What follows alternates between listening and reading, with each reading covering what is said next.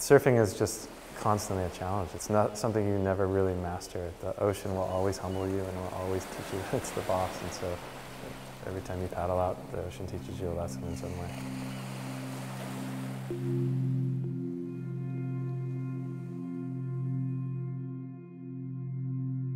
Well, wood is just, there's nothing like it. It's a biomimetic material, so the feeling of it when it's gliding on a wave, I believe, is in tune with the way our bodies are meant to feel that flex, because it's an organic material.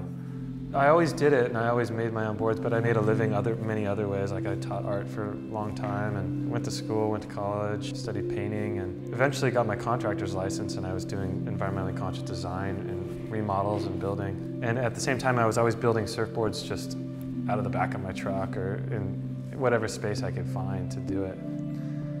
About 12 years ago, I made the decision to try and bring my desire to design things more sustainably into the surfboards I was building.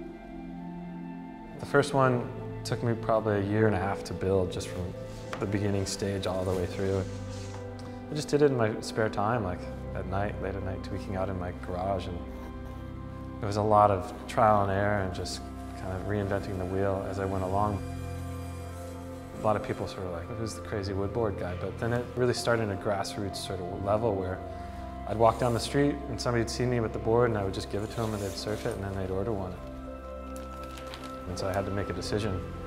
Do I jump headfirst into building surfboards for a living, or do I stick with the remodeling and just keep that my passion, you know? And I just decided to go for it and just see what happened. And I've been fortunate that it actually has worked out and I can keep building them. Conventional surfboards these days are a block of foam. They break down over a year and they end up in the landfill.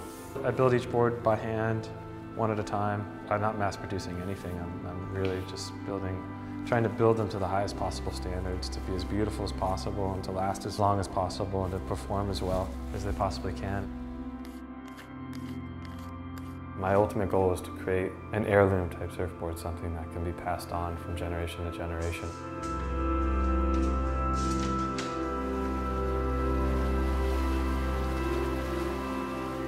When I'm surfing, I'm not thinking about anything else. It's sort of a meditative state where I'm able to be completely committed to the act that I'm doing.